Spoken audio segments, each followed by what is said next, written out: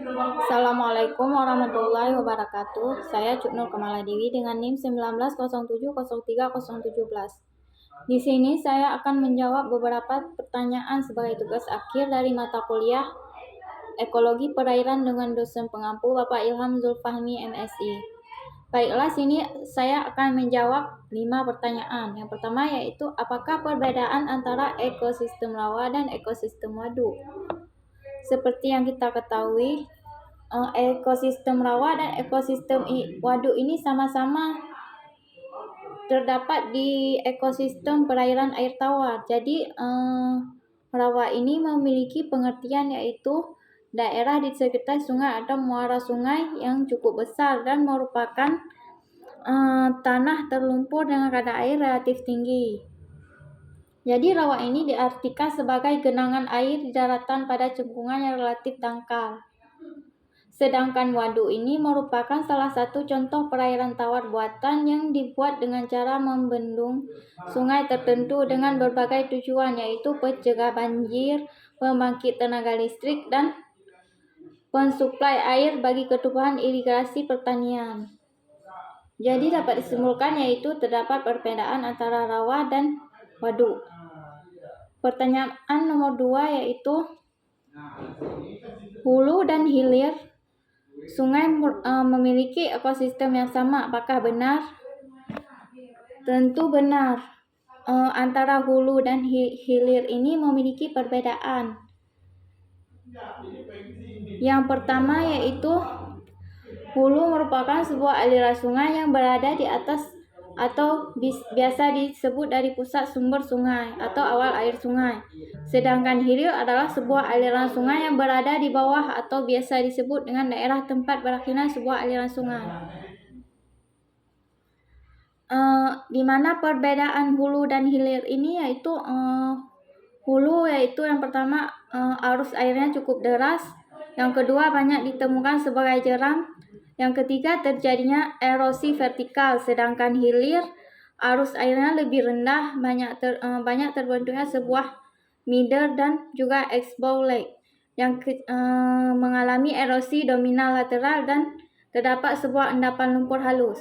Jadi dapat disimpulkan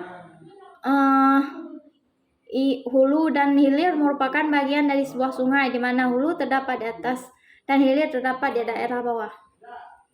Pertanyaan nomor 3 yaitu mangrove dapat mengurangi sebaran limbah di perairan. Apakah benar? Jelaskan lebih lanjut. Tentu saja mangrove dapat mempengaruhi persebaran ikan, di mana mangrove ini mempunyai peranan yang sangat penting dalam penopang kehidupan masyarakat pesisir. Setidaknya terdapat 3 fungsi mangrove, yaitu fungsi ekologis, fungsi fisik, dan fungsi ekonomis. Dalam mengurangi pencemaran logam berat, mangrove akan menggunakan fungsi fisiknya. Hal ini hutan mangrove merupakan agen bioremediasi, di mana bioremediasi ini secara alami dapat menyerap kandungan logam seperti Fe, Na, krom, Cu, Co, Ni, Pb, dan Zn, di mana fungsi tersebut sebagai bioabsorpsi. Sedangkan mangrove ini juga memiliki kemampuan yang disebut dengan biofilter, yaitu kemampuan untuk menyaring, mengikat, dan merekam populasi bebas merupakan kelebihan sedimen, sampah, dan limbah buangan rumah tangga lainnya. Fungsi ini berperan dalam meningkatkan kualitas air. Pohon mangrove juga memiliki peranan untuk penanggulangan materi toksik lain, antaranya dengan melemahkan efek racun melalui pengenceran atau dilusi, yaitu dengan menyimpan banyak air untuk mengencerkan konstruksi logam berat. Jadi dapat disimpulkan mangrove ini mempunyai peranan terhadap persebaran jenis ekosistem laut. Yang ketiga yaitu apakah dampak pencemaran limbah organik terhadap ekosistem perairan? Dampaknya yaitu yang pertama dapat meningkatkan kandungan nutrien dan pengaruh pada eutrofifikasi. Yang kedua sampah organik seperti air comberan dan menyebabkan peningkatan kebutuhan oksigen. Sedangkan yang tiga yaitu industri membuang berbagai macam polutan ke dalam air dan limbah seperti logam berat, toksin organik, dan nutrien. Yang keempat, seperti limbah pabrik yang mengalir ke sungai contohnya seperti sungai Citarum. Yang kelima, soal kelima yaitu apakah pencemaran berpengaruh terhadap pelestarian ikan? Tentu saja sangat berpengaruh, di mana kontaminasi logam berat di sungai dapat mengurangi keanekaragaman ikan.